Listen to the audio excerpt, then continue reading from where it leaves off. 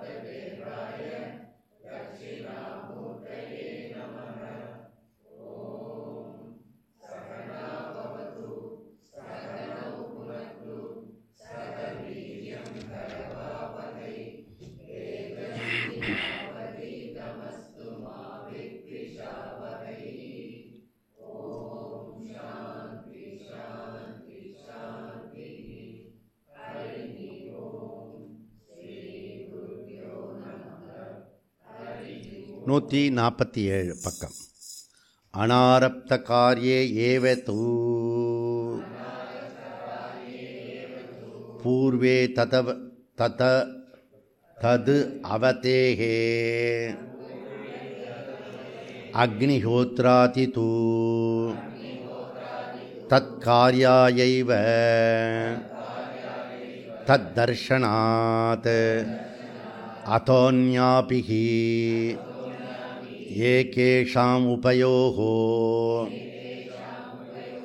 யதேவ வித்யயேதிஹி போகேன திவிதர சபித்வா சம்பத்யதே இது ஸ்ரீமத் கிருஷ்ண துவைபாயன கிருத பிரம்மசூத்ரேஷு சதுர்த்த அத்தியாயஸ்ய பிரதமபாத சமாப்தः.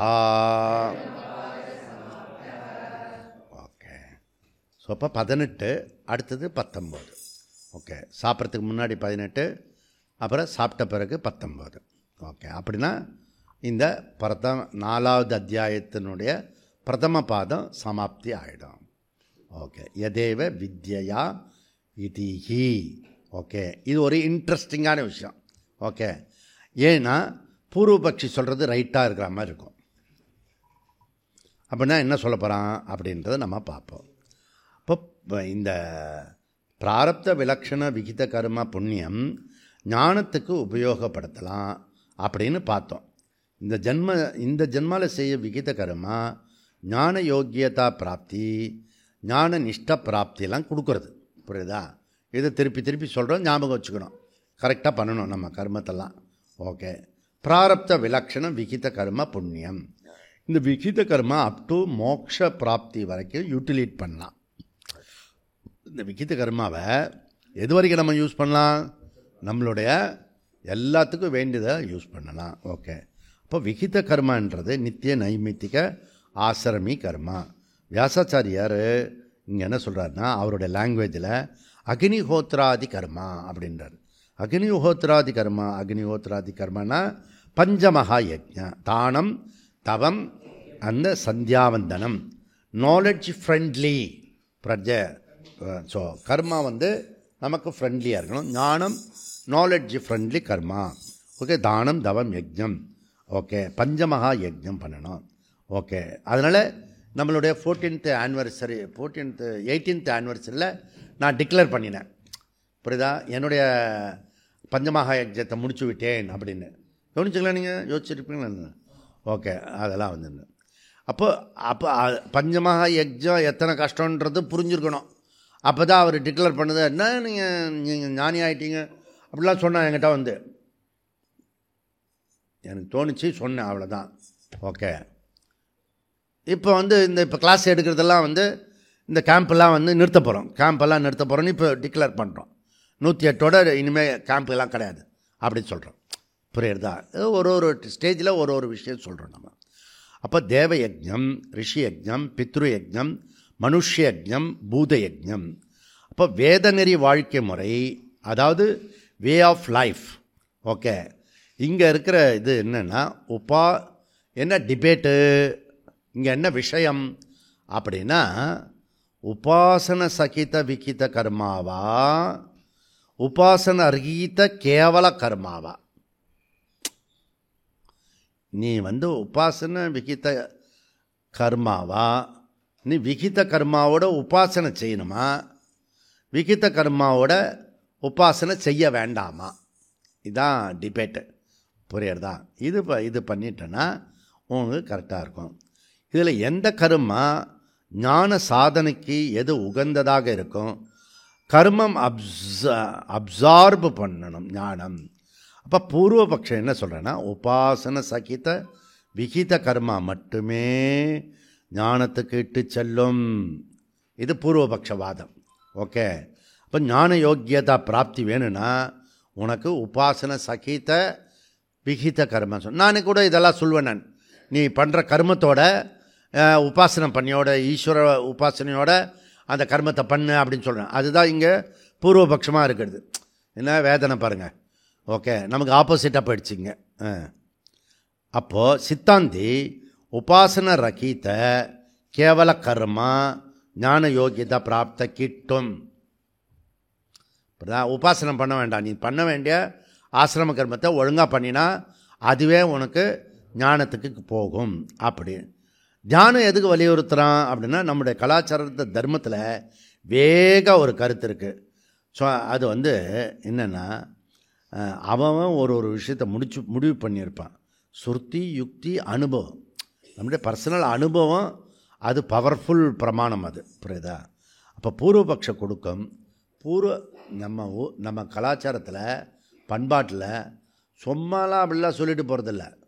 பூர்வபக்ஷனா அதுக்கு அத்தாரிட்டி கொடுக்கணும். சும்மா அப்படி வாய்க்கு மாங்காயா என்ன புளியங்காயா, புளிச்சதா இனிச்சதான்றதுலாம் அப்படிலாம் சொல்லக்கூடாது. கரெக்டாக சொல்லணும். தப்பாக சொன்னால் கூட கரெக்டாக சொல்லணும். புரியுதா? இவன் சொல்கிறான் பாருங்க, பூர்வபக்ஷி ஒரு பிரமாணம் கொடுக்குறான். இங்கே பாரு வியாசாச்சாரியர், சங்கராச்சாரியர், நீங்கள் டபுள் இன்ஜினில் என்னை அட்டாக் பண்ணுறீங்க. நான் சொல்கிறது கேளுங்க. சாந்தோக்கியம் 1:10 மந்திரம், யதேவ வித்யா கரோதி ஸ்ரத்தையா உபனிஷதா ததேவ வீரியவத்திரம் பவதி. எதேவ வித்யா கரோதி ததேவ வீரியவத்திரம் பவதி. நீ எப்போ உபாசனையோடு பண்ணுறியோ வீரியவத்திரம், அதுக்கு ஒரு ஸ்ட்ராங்கான ஒரு இது கிடைக்கும். ஓகே, அதனால் சாந்தோக்கியம் 1:10 ஒரு அருமையான மந்திரம். ஓகே, இந்த கான்டெஸ்ட்டில் பூர்வபக்ஷமாக இருக்குது. அது எப்படி பூர்வபக்ஷம் இல்லாமல் அது சித்தாந்தி ஆக போகிறது, அது ஒரு கிளைமாக்ஸ் சீன். புரியுதா? இப்போ இது எப்படி இருக்கிறதோ அதுக்கு இன்னொரு மீனிங்கும் இருக்கும். புரியுதா? அந்த திருஷ்டியில் பாரு அப்படின்னு சொல்ல போகிறேன். ஓகே, அப்போ இங்கே என்ன இந்த கான்டெஸ்ட்டில் எடுத்துக்க வேண்டியதுன்னா, எதேவ வித்யா ததேவ வீரியவத்ரம் பவதி. எதேவ விகித கர்ம வித்யா, இங்குள்ள பொருள் உபாசனையா. ஓகே, வித்யா வித்யா வந்து என்னது? வித்யான்னா என்ன? ரெண்டு பொருள் கொடுக்குறது. வித்யா உபாசனா ஞானம், புரியுதா? சகுண பிரம்ம உபாசனா, நிர்குண பிரம்ம ஞானம். இந்த வித்யா வந்தால் இதெல்லாம் கிளாரிட்டி. பிரம்மசூத்திரம் படித்தா தான் கிளாரிட்டி. இப்போ கூட போய் நம்ம போய் மற்றவங்களுக்கு போய் சொன்னோன்னு வச்சுக்கோ, கன்ஃபியூஸ் பண்ணுறான் அப்படின்ட்டுருவான். அதனால் நம்ம சும்மா இருக்கணும், நம்ம புரிஞ்சுக்கிட்டு நம்ம பாட்டு போயிட்டே இருப்போம். புரியுதா? இதுதான் இம்பார்ட்டண்ட்டு. அப்போ அக்னிஹோத்ராதி தற்காரியம் அப்படின்னு 4:1:16 சொன்னார். இன்னும் அதிக பலனை தரத்துக்கு பூர்வபக்ஷம் சொல்கிறான், இந்த இதுக்கு உபாசனையோடு பண்ணு, இன்னும் கொஞ்சம் பலன் வந்து நிறையா கொடுக்கும், அதுதான் உண்மையும் கூட அப்படின்னு. அப்போ சித்தாந்தம் இந்த சூத்திரத்துக்கு அது சொல்கிறா, கேவல கர்மா ஆல்சோ ஞான யோக்கியதா கொடுக்கும். அதாவது நீ சொல்கிறதும் கரெக்டு தான், தப்பு கிடையாது, புரியுதா? ஓப்பா தப்பிச்சோம் நம்ம. உபாசன சகிதம் உபாசன ரகிதம் ரெண்டுமே ஞான யோக்கியதா கொடுக்கும். அப்படியே இதுதான் ஆர்கியூமெண்ட் ஸ்டைலு. இதான் எடுத்தோடனே அப்படின்னு சொல்லக்கூடாது. அக்செப்ட், ஓகே கரெக்டு அப்படின்னு சொல்லணும். அது டைரக்ட்லி ஆப்போசிட்டாக இருக்கும், புரியுதா? நீங்கள் என்னை பார்த்தீங்கன்னு தெரியும், நீ சொல்கிறத முதல்ல அப்படியே ஆமோதிச்சு அதுதான் கரெக்டு சொல்லி நீ வேறு சொல்லாதெல்லாம் நான் சொல்லுவேன் எக்ஸ்ட்ரா. இப்போ புரியுதா உனக்கு? அப்படிலாம் சொல்லி கடைசியில் அபவாதம் நீங்கும். அது உனக்கு தெரியவே தெரியாது, நம்ம சொன்னதை வந்து நீக்கிட்டார் அவர்.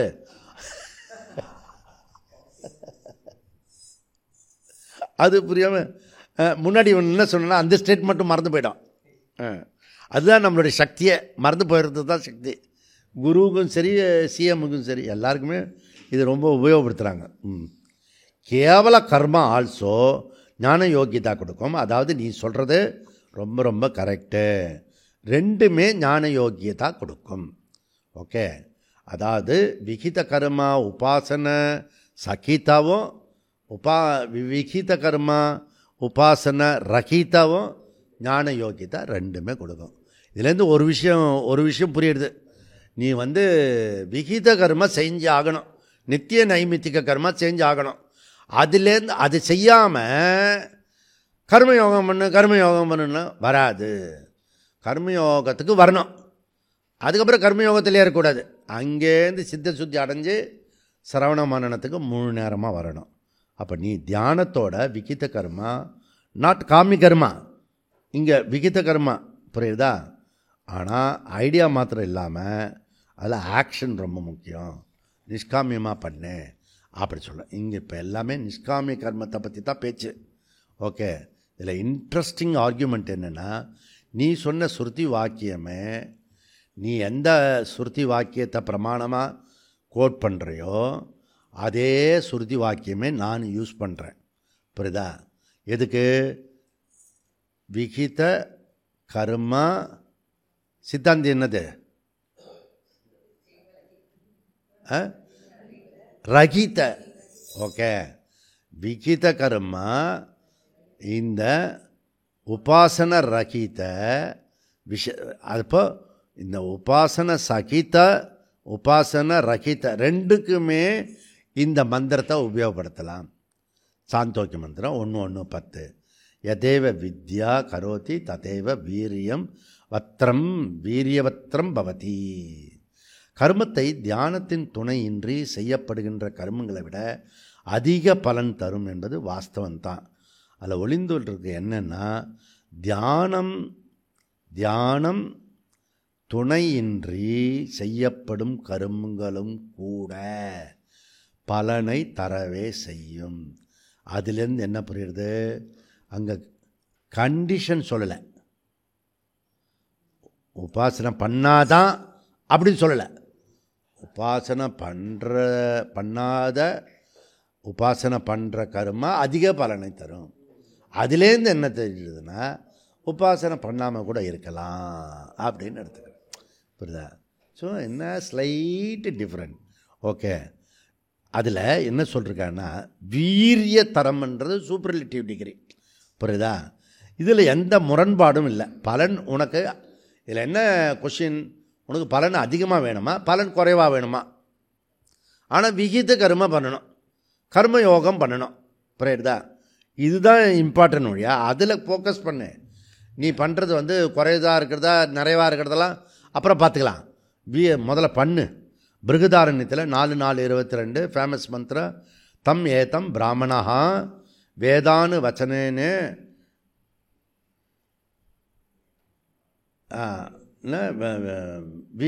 விகித சந்தி விகித சந்தி யஜ்ஞேன விகித சந்தி தானேன விகிதி சந்தி தபசா. யார் ஒருத்தர் விகித சந்தின்னு என்ன? தேடுதல் என்ன? ஆத்ம ஞானந்தான் அடையணும், பிரம்ம ஞானம் வேணும், அப்படி யார் விரும்புகிறானோ அவன் தான் யஜ்ஞேன தானேன தபஸா பண்ணுறான். புரியுதா? அப்போது இது 2 3மே எதுக்காக பண்ணலாம்? இதுக்கும் பண்ணலாம். புரியுதா? உன்னுடைய காமிய கர்மத்துக்கு பண்ணலாம். ஆனால் அது கோல் எனக்கு ஞானத்தை அடையிறதுக்கு, அதுக்கும் பண்ணலாம். நீ எதுக்கு பண்ணுற நீ முடிவு பண்ணிக்கோ. அப்போது இது காமிய கர்மாவா நிஷ்காமிய கர்மாவை பார்த்துக்கோ. 4:1:18 என்ன சொல்கிறாரு? எது ஏவ வித்யா இதிகி அப்படின்னு சொல்கிறது.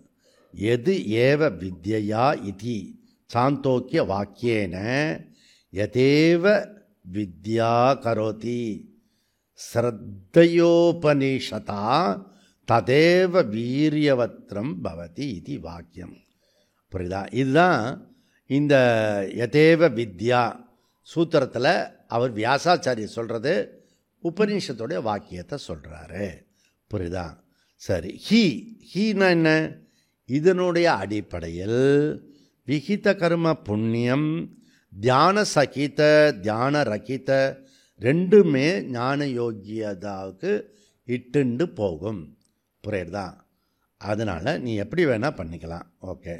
ஆசிரமி கர்மத்தை நிஷ்காமியமாக பண்ணணும், அதுதான் முக்கியம். காமியமாக பண்ணக்கூடாது. அதுக்கே ஏம்பாடு உம்பாடு ஆகும். புரியுதா? அப்புறம் நீ அதை உபாசனையோடு பண்ணு, உபாசனை இல்லாமல் பண்ணு. நீ நிஷ்காமியமாக எப்போ பண்ணிட்டியோ ஞானத்துக்குள்ளே வந்துட்ட நீ. புரியுதா? அப்போ நீ ஒன்றும் பிரச்சனை கிடையாது அப்படி சொல்லி முடிக்கிறாரு. ஸோ இதுக்கப்புறம் வரக்கூடிய கருத்து 19வது சூத்திரத்தில் முடிக்க போகிறோம். அதை பிறகு வரக்கூடிய கிளாஸில் நம்ம ஓம் பூர்ணமத பூர்ணமிதம் பூர்ணாத் பூர்ணமுதச்யதே பூர்ணஸ்ய பூர்ணமாதா பூர்ணமேவாவசிஷ்யதே.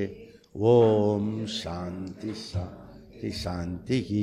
ஹரிஹி ஓம். ஸ்ரீ குருப்யோ நமः. ஹரிஹி ஓம்.